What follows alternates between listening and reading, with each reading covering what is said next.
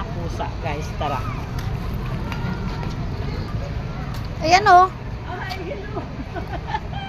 Naka-on ba yan, ha?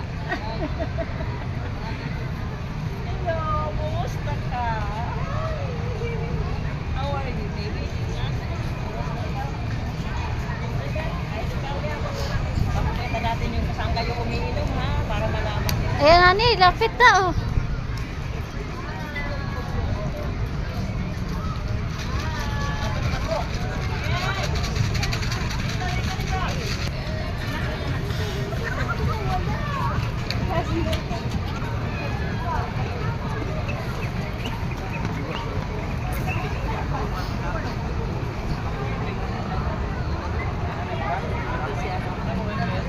Ano pang ka nag-ano? Come honey. Diyan sila nainom. Dito yung mga pusa umiinom. Doon nalalakay sila dyan. Dyan. Hindi lang kasi nakikita hanggang dyan, doon. Tapos dito, yun. Yung fountain na yan. Yan, dyan. Ano, kumusta? Walang daga? Ano ka?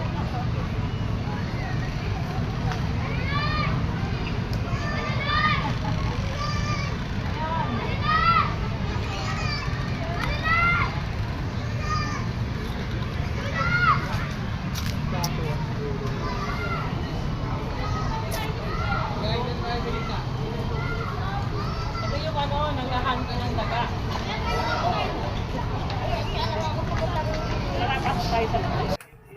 Diyan po sa Luneta, guys, ano, ang daming pusa.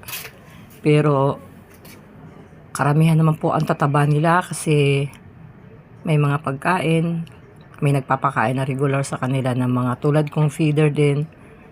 At yung mga nagpipiknik, yung iba, marami din po nagbibigay sa kanila ng mga leaf, ano nila, food nila. Pero yung nagpi-feed po talaga sa kanila is may regular din po nagpi-feed sa kanila. Kaya ano po, sobrang safe ang mga cats diyan sa Luneta.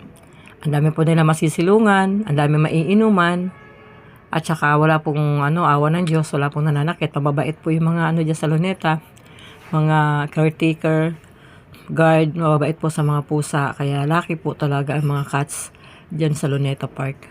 Matataba sila.